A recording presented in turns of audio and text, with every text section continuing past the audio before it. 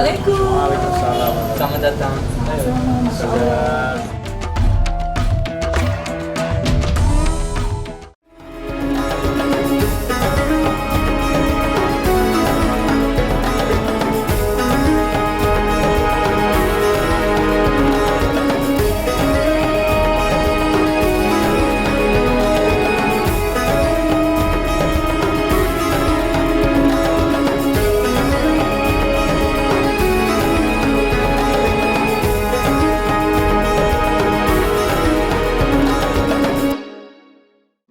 Assalamualaikum warahmatullahi wabarakatuh. Apa kabar saudara-saudara saya yang tinggal di Indonesia? Semoga sehat selalu ya. Amin ya rabbal alamin. Karena doa kalian saya sukses seperti ini, jadi saling mendoakan ya teman-teman. Terima kasih teman-teman masih di program saya di Silaturahmi Ramadan. Alhamdulillah teman-teman, saya banyak banget belajar. Alhamdulillah, semoga hari ini juga saya bisa belajar yang lebih baik lagi. Teman-teman, hari ini tema kita adalah perlukah curiga kepada pasangan. Ini temanya yang luar biasa. Mudah-mudahan bermanfaat buat kita semua. Dan alhamdulillah hari ini saya mau undang Ustazah supaya saya bisa belajar yang lebih baik lagi. Jadi langsung saya sambut aja ya. Ustazah Kotrunada, selamat datang.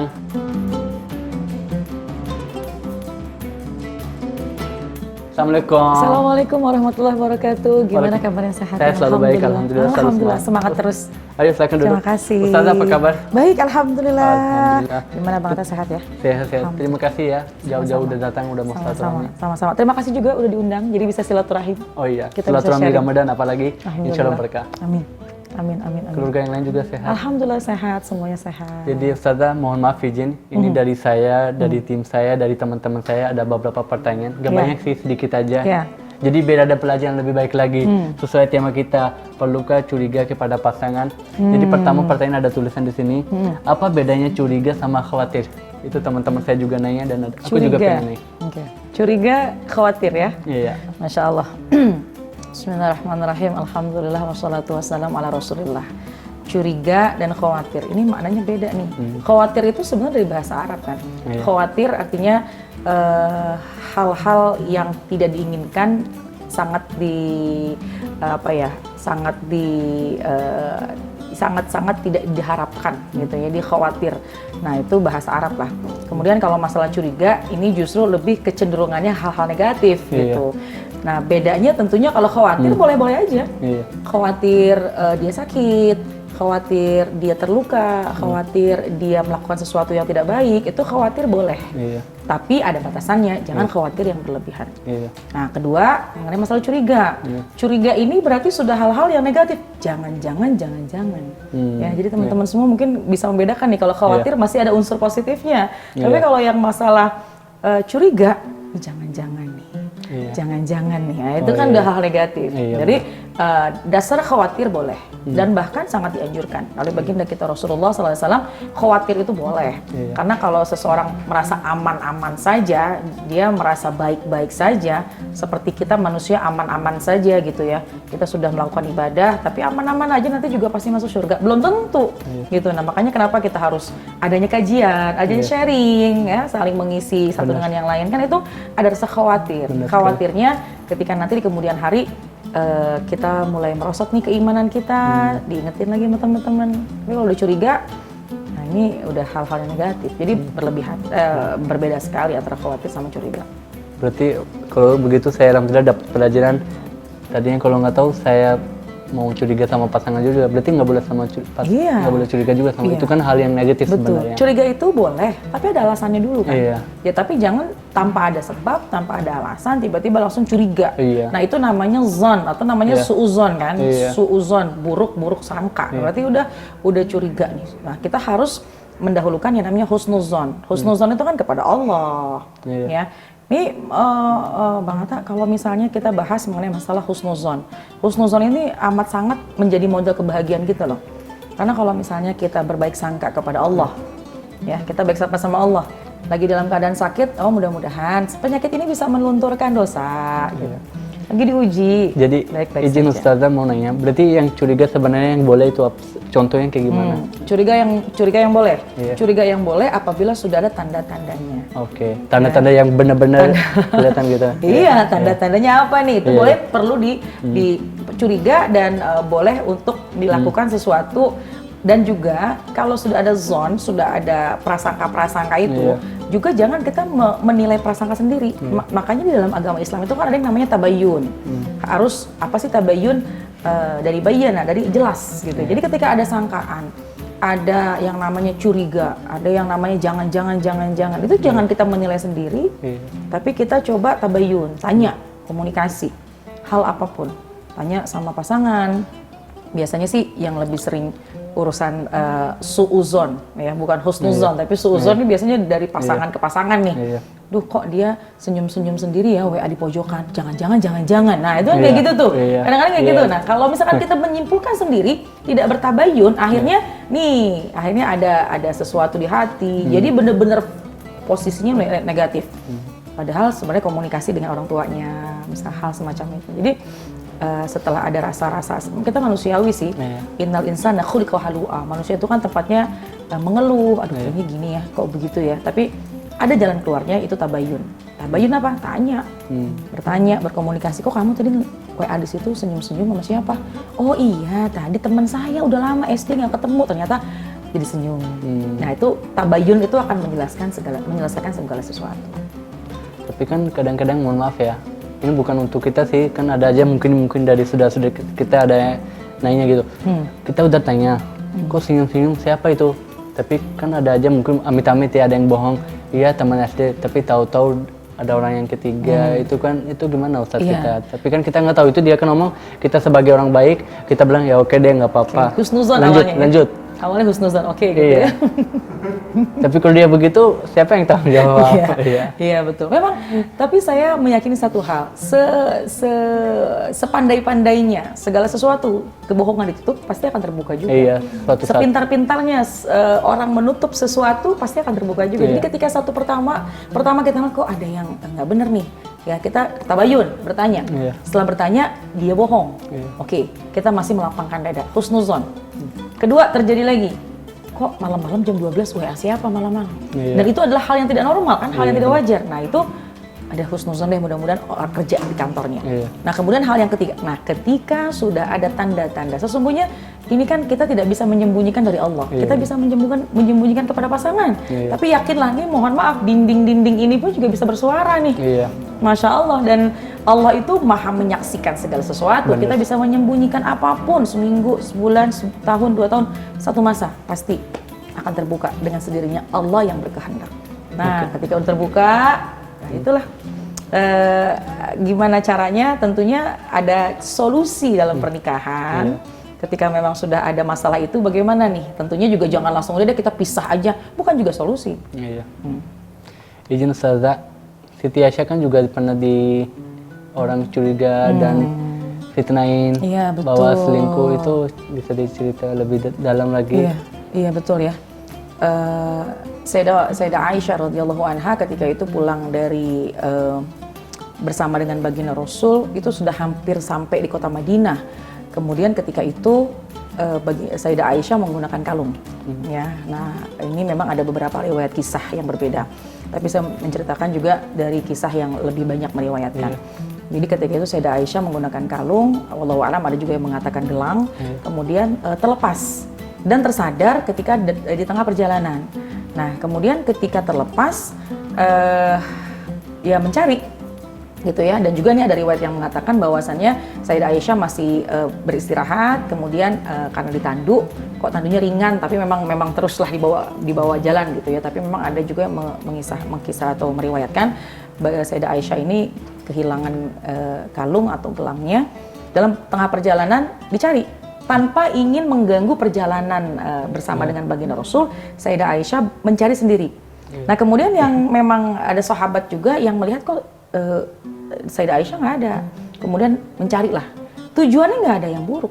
Sayyidah Aisyah ingin menyelamatkan kalungnya, mencari kalungnya. Sahabat pun ingin mencari tahu kemana Sayyidah Aisyah.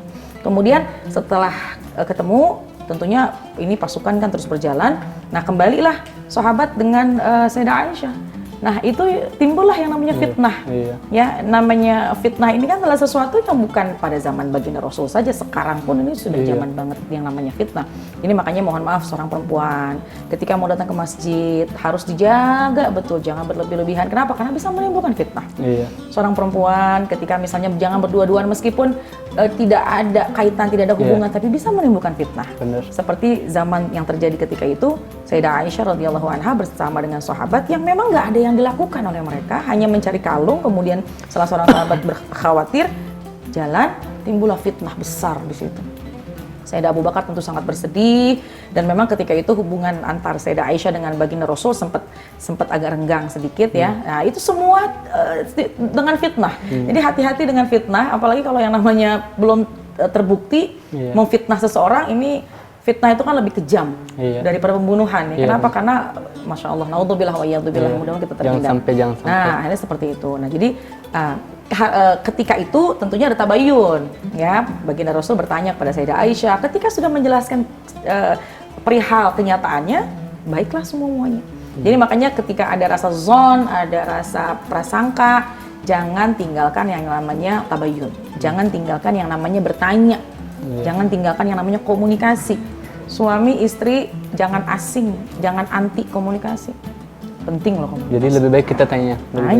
Jangan merasa malu untuk bertanya. Karena dengan bertanya komunikasi semua akan baik-baik aja. Tapi zaman sekarang kan kita, kalau dulu kan cuma tanya doang. Tapi zaman sekarang kan kalau mau periksa HP pasangan boleh nggak sih? Nah, siapa nih yang bertanya ya? Kalau dulu kan cuma tanya-tanya itu doang, nggak ada untuk cek-cek apa-apa. Jadi sekarang periksa HP boleh nggak sih sebenarnya? Iya itu. Sebenarnya mengecek handphone itu kan masing-masing kita punya pribadi ya. Saya punya pribadi, suami punya pribadi, dan kita semua punya pribadi. Tujuannya apa sih? Kalau misalkan mau ngecek handphone kemudian untuk mencari tahu dia komunikasi dengan siapa, kemudian dia komunikasi hari ini sama siapa aja, apa yang dibicarakan, untuk apa? Bukankah itu akan menambah kegelisahan hati? Bukankah itu akan menambah PR di kepala? Aduh, komunikasinya nggak pas, karena bisa jadi hal yang dilakukan oleh suami tujuannya menyembunyikan kepada istri, tujuannya baik, bisa jadi seperti itu. Nah kembali lagi, ini semua kembali kepada orangnya. Nah rumah tangga itu kan beda-beda nih. Ada yang memang oke, saya nggak buka handphone kamu jangan buka handphone saya, tapi kita tetap komitmen dalam menjaga kepercayaan masing-masing. Nah itu bismillah jalankan. Ada juga suami istri yang saya tahu password kamu tahu password saya, handphone tergeletak di mana dan kapan saja mau dibuka, silakan saja. Nah ini kembali kepada pasangan sih. Iya benar. Kalau yang penting jangan ragu-ragu. Yang penting jangan kita curiga tadi tuh. Kalau misalkan karena gini, perempuan sama laki ini kan berbeda dalam cara pikir. Kalau perempuan lebih kepada perasa, kalau laki-laki lebih kepada logika, gitu ya. Jadi ketika misalnya itu kadang-kadang suka ada setrum keributan, itu bukan karena masalah orang ketiga, tapi komunikasi yang kurang lancar, atau kita ngelihat suami terlalu ramah dengan keluarganya. Si ini nggak suka ribut lagi, padahal itu bukan hal-hal yang perlu diributkan. Jadi lebih baik, ya udahlah, masing-masing. Yang penting saling menjaga kepercayaan. Masya Allah. Tapi kalau pakai pertanyaan kayaknya sih tanggung. Saya mau langsung dengar ceramah dari Ustazah. Dari nanti langsung sampaikan aja ceramah, keluar aja ilmu yang punya. Semua keluar. Teman-teman, jangan kemana-mana, tetap di Silaturahmi Ramadan ya. Nanti kita ketemu di segmen berikutnya.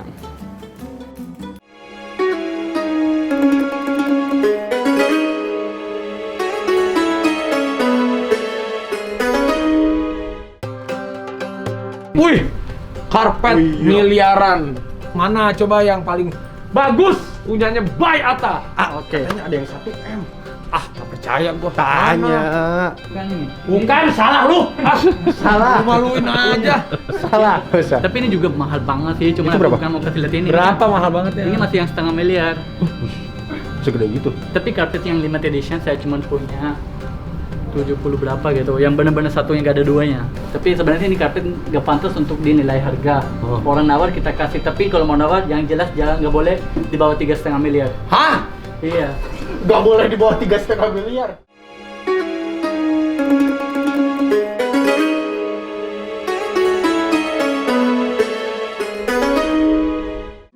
Alhamdulillah, terima kasih ya teman-teman dan saudara-saudara saya masih di program saya di Silaturahmi Ramadan. Semoga bermanfaat ya buat kita semua. Ustazah izin. Tolong bagi ilmu ke kita. Masya Saya Allah. juga pengen belajar, kan saya juga udah berkeluarga supaya bisa jadi pribadi yang lebih baik lagi. Kita nggak boleh bilang saya udah tahu semua, nggak boleh bilang begini. Jadi setiap hari ada pelajaran baru. Tolong, Bismillah. Iya, baik. Sama-sama belajar ya. Iya, Sama-sama, Masya Allah. Bismillahirrahmanirrahim. Assalamualaikum warahmatullahi wabarakatuh. Alhamdulillah wassalatu wassalamu ala rasulillah Muhammad ibn Abdillah wa ala alihi wa ashabihi wa man tabi'ahu wa nasarahu wa walah wa la hawla wa la quwata illa billah. Subhanaka la ilma lana illa ma 'allamtana innaka antal alimul hakim. Rabbi shrah li sadri wa yassir li amri wahlul 'uqdatam min lisani yafqahu qawli. Shadaqallahul adzim. Wah, ini pembahasan yang menarik nih mengenai masalah bagaimana lika-liku dalam pernikahan ya, yang bahkan diantaranya yang sering terjadi dalam rumah tangga ada pasangan yang merasa curiga, dan bahkan kecurigaan itu diantaranya yang sering terjadi adalah seseorang yang mencoba untuk mencari tahu pasangan dari handphonenya, karena handphone ini adalah sesuatu yang sangat pribadi ya. Handphone ini lebih sering dipegang ya, sering digunakan hampir 24 jam. Jadi pasangan biasanya mengecek bagaimana kegiatan pasangan yaitu dari handphonenya.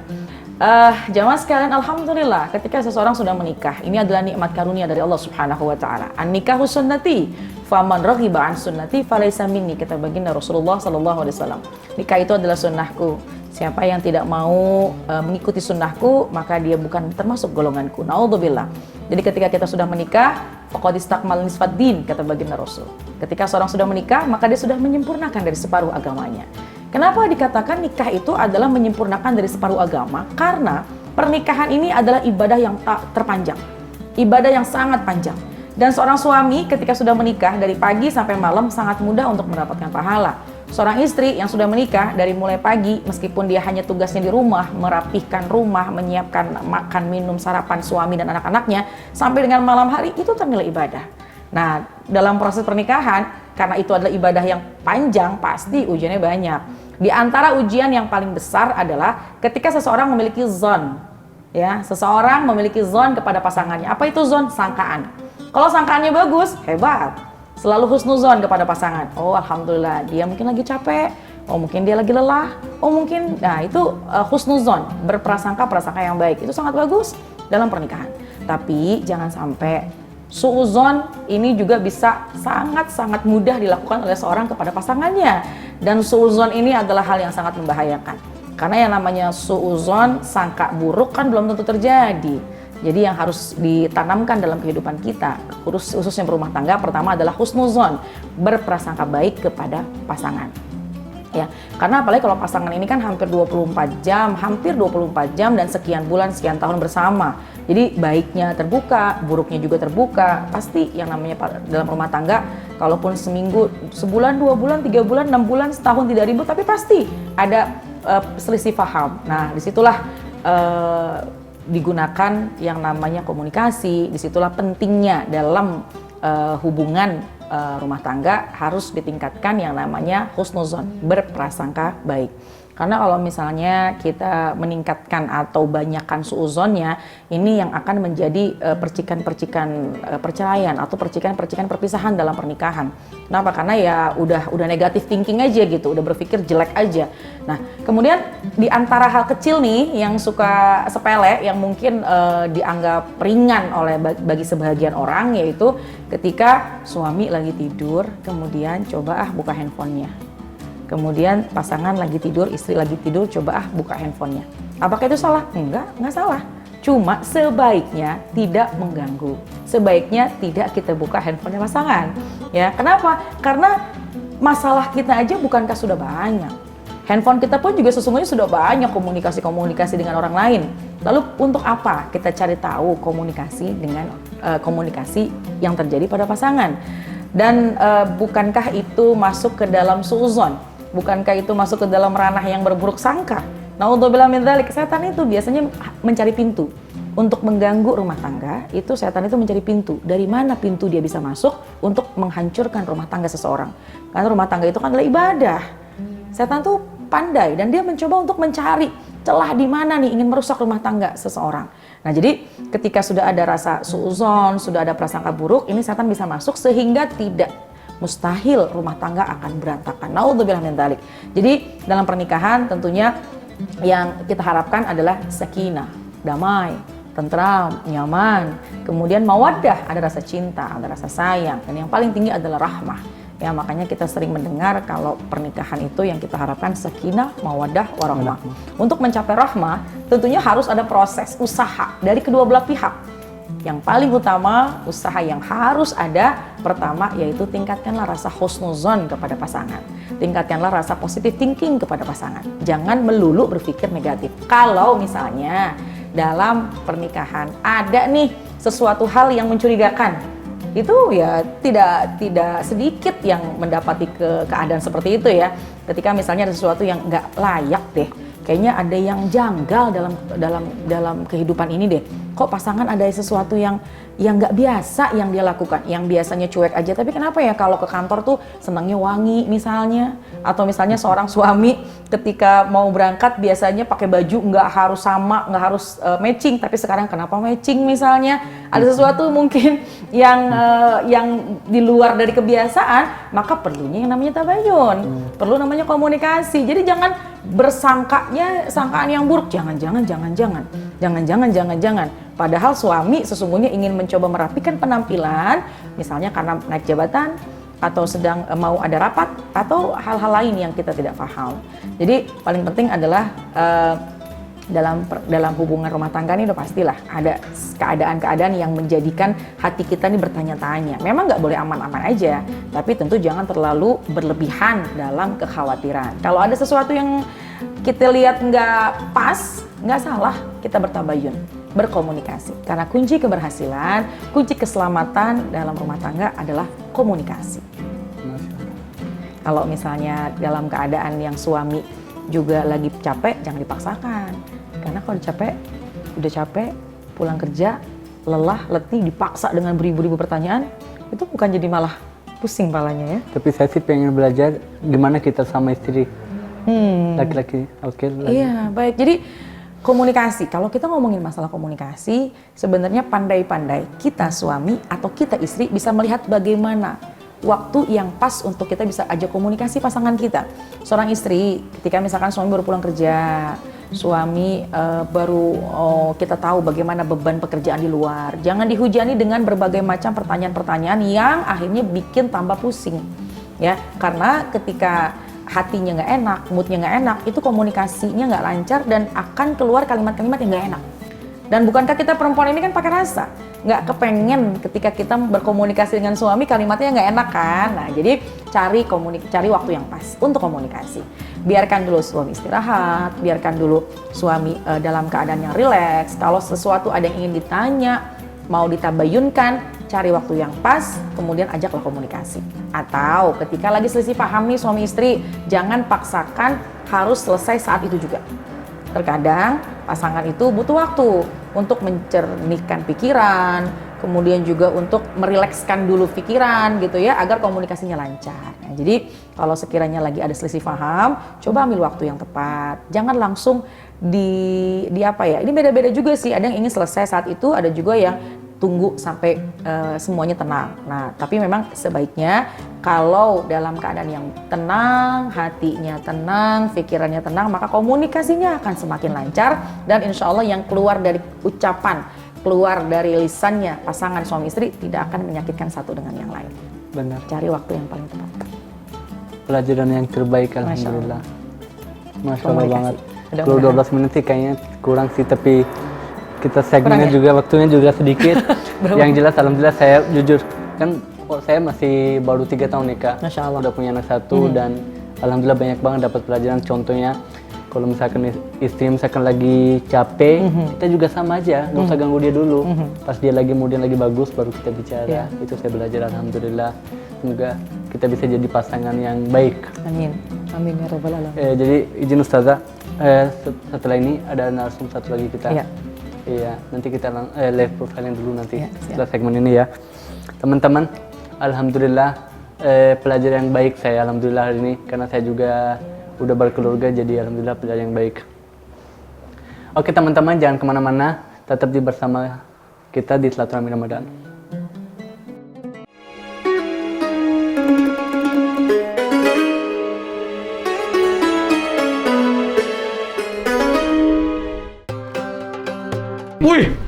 Karpet miliaran. Mana coba yang paling bagus? Punyanya Bay Atta. Katanya ada yang 1 M. Tak percaya gua. Tanya. Bukan ini. Bukan, salah lu. Salah. Lu maluin aja. Salah. Tapi ini juga mahal banget sih, cuma Itu berapa? bukan mau kasih lihat ini. Berapa mahal banget ya? Ini masih yang 1,5 miliar. Segede gitu. Tapi karpet yang limited edition saya cuma punya 70 berapa gitu, yang benar-benar satunya gak ada duanya. Tapi sebenarnya ini karpet gak pantas untuk dinilai harga. Orang nawar kita kasih, tapi kalau mau nawar yang jelas jangan nggak boleh di bawah 3,5 miliar. Hah? Iya. Gak boleh di bawah 3,5 miliar.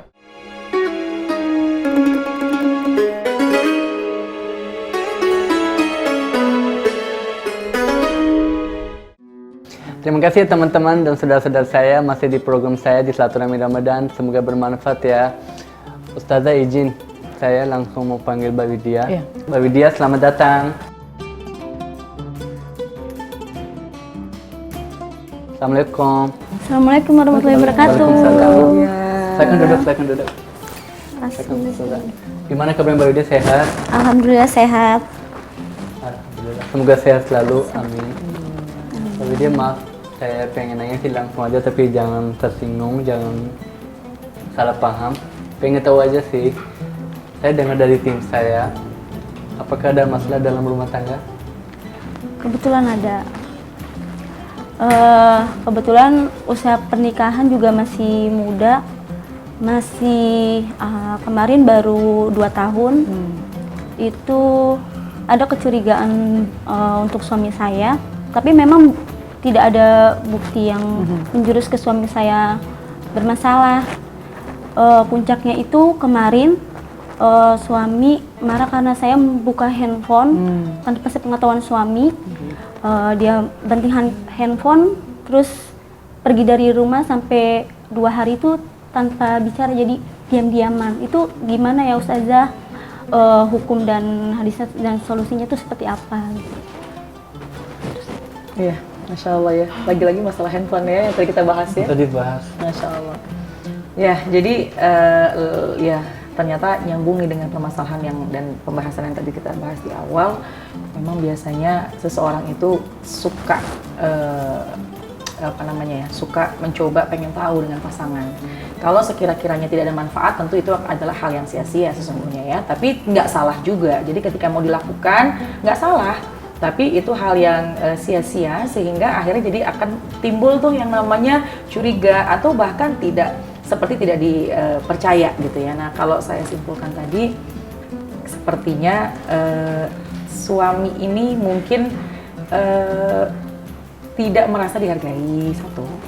Yang kedua mungkin merasa tidak dipercaya. Kenapa harus buka-buka handphone gitu ya? Tapi istri nggak salah juga. Mungkin ingin mencari tahu seperti itu. Jadi bagaimana caranya? Yang paling pasti, yang paling benar adalah komunikasi. Sampaikan kegelisahan kita, sampaikan keluh kesah kita. Saya melihat akhir-akhir ini kamu agak berubah, jadi mohon maaf. Dan kita juga jangan merasa tinggi dan mudahlah kita untuk mengucapkan kalimat maaf. Pasangan pun juga, seorang suami juga jangan alergi dengan mengucapkan kalimat maaf. Jadi ketika pasangan satu dengan yang lain sudah mudah dan sangat murah memberikan kalimat maaf, tentunya insya Allah akan reda. Ya, ini seorang istri kalau suami ya udah maafin saya deh, saya kemarin mungkin lagi emosi. Kenapa sih kamu harus buka-buka handphone saya? Kamu nggak percaya. Ketika suami mengungkapkan kalimat maaf, bukankah istri langsung dulu? Iya. Dan ketika seorang istri juga misalnya ya udah deh maafin saya deh, saya buka-buka karena kemarin kayaknya ada sesuatu deh yang mengganjal di hati.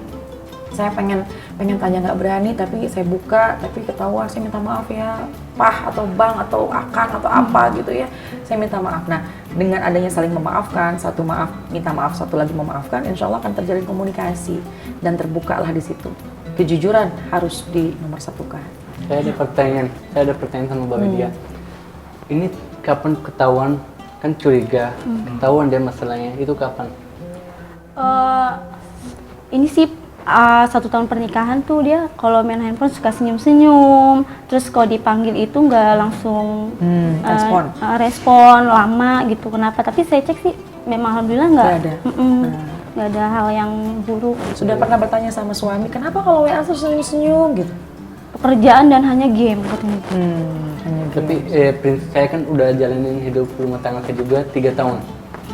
prinsip saya, ucapan kita ini harus lembut, harus sopan, harus baik. Karena ucapan ini bisa masuk hati orang, bisa keluar dari hati orang itu juga. Bukan karena kita masakin untuk suami, bukan cari nafkah untuk istri. Itu penting sih penting, tapi yang lebih penting kita jaga ucapan kita ini. Harus lembut banget. Ya panggilnya apa? Misalkan panggil sayang gitu. Ya sayang, gitu. Tapi sayang harus tulus. Kan waktu pertama kali kita ketemu kita bilang, aku sayang kepadamu, aku nggak bisa tanpa dirimu. Tapi kenapa kalau kita udah nikah kita suka berubah-berubah? Kenapa kita nggak lembut lagi? Apa kita karena lembutnya waktu itu doang? Berarti kita sayangnya sekadar waktu itu doang? Nggak boleh, kita harus lembut terus saja. Karena semua orang punya kelebihan dan semua orang punya kekurangan. Orang baik itu kalau lihat kelebihan dan disyukuri, kalau kekurangan ke pasangan dimaafkan, ditutupkan aibnya. Karena kita sendiri juga punya aib sendiri juga. Lebih baik kita tutup aib ya Ustazah. Iya. Supaya enak jalannya rumah tangga kita ini. Iya. Karena kita yang jalanin, orang dan banyak kadang-kadang suka orang isi kuping. Wah suami kamu begini, wah istri kamu begini. Jangan didengerin, yang jalanin itu kan kita. Jangan dengerin orang. Jadi fokus ke rumah tangga. Udah punya anak?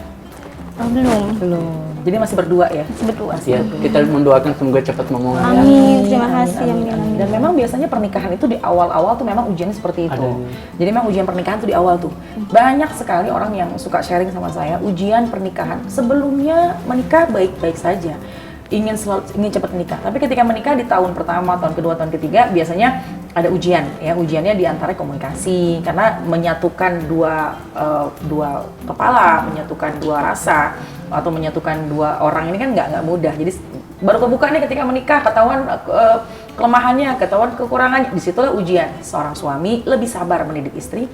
Ujian seorang istri lebih sabar dalam mendampingi suami. Jadi ketika anggap ini sebagai sebuah, makanya orang bilang kalau masuk dalam rumah tangga, selamat menempuh hidup baru. Hidup yang baru kan? Berarti ketika masuk memang betul-betul hidup yang baru, seorang istri diuji kesabarannya untuk betul-betul mendampingi suami, suami pun juga diberi kesabaran untuk mendidik. Jadi diharapkan dalam tahun-tahun pernikahan pertama, suami mudah-mudahan melihat, mendengar, atau mungkin bisa disampaikan pesannya, mudah-mudahan suami dimanapun berada lebih bisa meredam emosi, jangan langsung marah kepada istri. Oh enggak, aku nggak marah, Nggak aku marah ya? biasa-biasa aja. Alhamdulillah. Ya, aku nggak mau marah, ya. Alhamdulillah. Aku cuma galak doang. Ya, itu dia galaknya. Ya, aku bercanda. Ya. Tapi dia mau nanya, mohon maaf ya, Mas, ini sekarang posisinya gimana? Apa masih ada curiga atau sekarang udah baikan? Alhamdulillah sih sudah baru kemarin sih udah alhamdulillah suami juga langsung maaf dan saya juga minta maaf juga sih. Alhamdulillah dia walaupun marah tapi dia duluan minta maaf. Iya.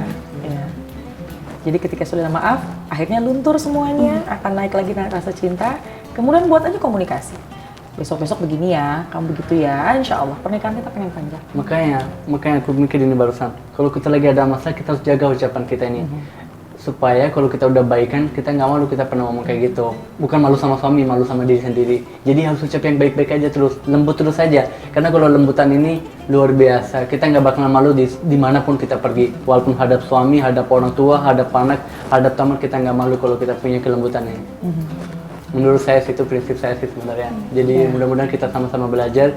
Semoga pokoknya saling sayang, saling jadi suami yang terbaik. Supaya jadi contoh untuk saudara-saudara yang lain gitu.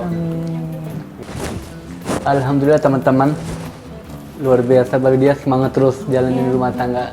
Terima kasih Ustazah juga solusinya. Karena gini, kita nggak boleh gara-gara masalah kayak gini ini kita terpisah, jangan. Karena gini, kasihan, bukan yang kasihan wanitanya.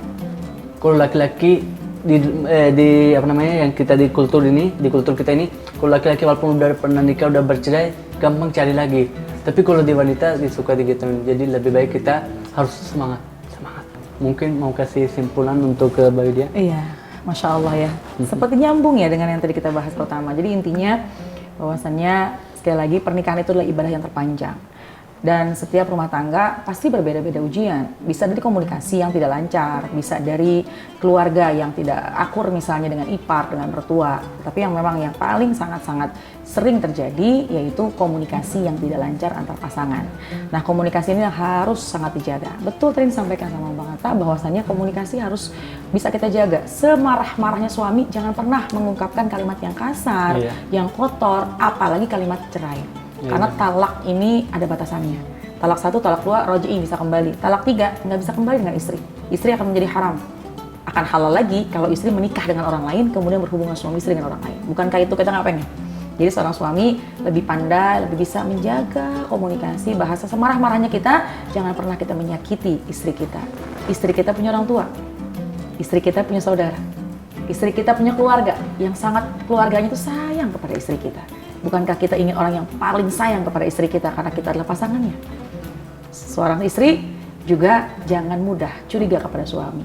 Seorang istri jangan mudah mencaci, memaki, mengeluarkan kalimat-kalimat yang tidak baik kepada suami. Bukankah kita adalah sebagai bidadari surga? Bukankah kita adalah bidadari di dalam rumah tangga kita? Dan bukankah kita yang ingin dicari oleh suami kita ketika pulang ke rumah? Mana istriku? Aku ingin memberikan kesejukan. Aku ingin melepaskan penatku di bahu istriku. Dan bukankah itu yang kita inginkan? Jadilah kita bidadari rumah, jadilah kita mutiara yang dicari oleh pasangan kita, dicari oleh suami kita. Lagi lelah, dia kembali kepada kita. Lagi susah, dia kembali kepada kita. Lagi bahagia, dia ingin bersama kepada kita. Insya Allah, suami istri menjaga komunikasi akan terbina, terjalin rumah tangga yang sakinah, mawaddah, warahmah. Semangat banget ya. Dipakai ya, dipakai ya. Insya Allah dipakai. Insya Allah. Assalamualaikum warahmatullahi wabarakatuh. Waalaikumsalam. Oke teman-teman, makanya jangan dikasih talak, jangan diminta talak, kalau bisa minta salak aja.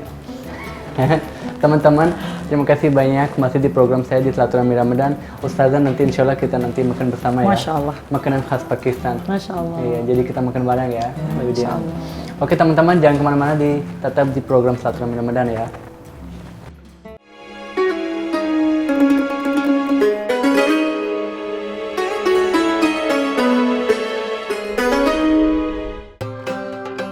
Wih, karpet miliaran. Mana coba yang paling bagus? Punyanya Bay Atta. Oke. Katanya ada yang 1M. Tak percaya gua. Tanya. Bukan, salah lu. Salah. Lu maluin aja. Salah. Bisa. Tapi ini juga mahal banget sih, cuma Itu aku berapa? bukan mau kasih lihat ini. Berapa mahal banget ya? Ini masih yang 1,5 miliar. Segede gitu. Tapi karpet yang limited edition saya cuma punya 70 berapa gitu, yang benar-benar satunya gak ada duanya. Tapi sebenarnya ini karpet gak pantas untuk dinilai harga. Orang nawar kita kasih, tapi kalau mau nawar yang jelas jangan, nggak boleh di bawah 3,5 miliar. Hah? Iya. Gak boleh di bawah 3,5 miliar.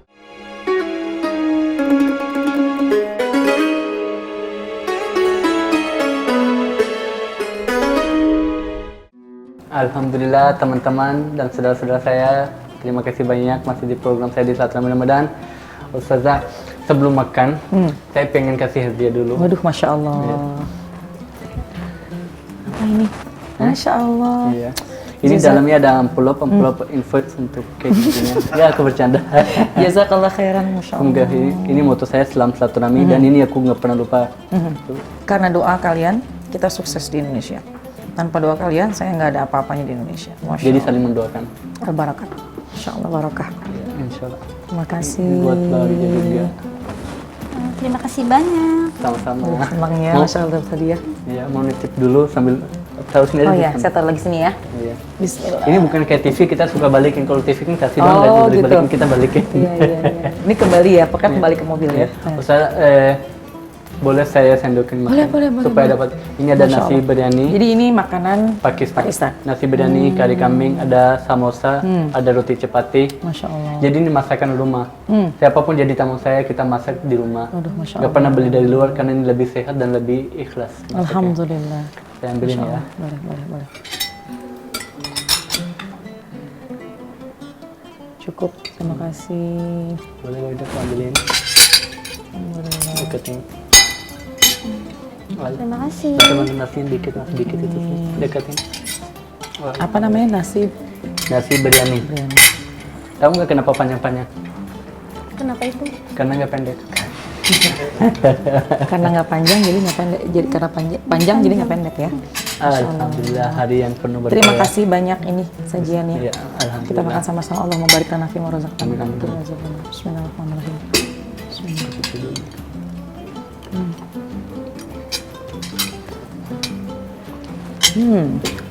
Teman-teman, saya ngecari subscriber, saya cari orang yang mendoakan bos saya. Jadi jagalah ucapanmu. Kalau nggak jaga ucapan, akan balik ke diri kamu sendiri. Artinya saya ucapan itu kadang-kadang kalau orang komen kan suka aneh-aneh. Kita harus ada jiwa takut. Kalau kita tulis takutnya itu jadi doa, balik ke diri kita sendiri. Jadi harus komen yang baik.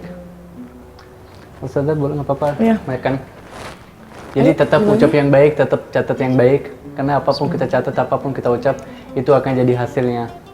Jadi teman-teman terima kasih banyak masih setia di program ini. Semoga bermanfaat untuk keluarga kalian, bermanfaat buat keluarga saya. Pokoknya bermanfaat untuk yang lagi nonton lah. Jadi tetap semangat, jangan lupa tarawih, jangan lupa puasa.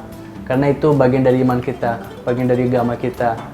Kalau kita bisa jaga seperti kayak gitu, itu udah masya Allah banget hidup kita. Mudah-mudahan kita bisa jadi contoh yang terbaik untuk turunan kita. Jadi kalau kita jaga untuk turunan kita, insya Allah yang lain juga jaga turunan kita sendiri. Oke, insya Allah semua enak deh jadinya. Maaf bahasa saya mungkin nggak sempurna, tapi kayak gitulah bahasa Indonesia saya. Jadi teman-teman terima kasih banyak masih di program saya. Jaga kesehatan. Assalamualaikum warahmatullahi wabarakatuh. Ustazah, terima kasih banyak ya untuk hari ini. Mudah-mudahan hari ini yang penuh berkah buat kita. Saya terima kasih banyak kesempatannya, silaturahimnya dan semuanya terima kasih berkah buat semuanya dan saya pengen lagi nanti satu masa kesini lagi. Iya. Saya mau lihat-lihat. Sehat-sehat ya Ustazah. Siap. Makasih banyak ya. Selamat Sama-sama. buat keluarga.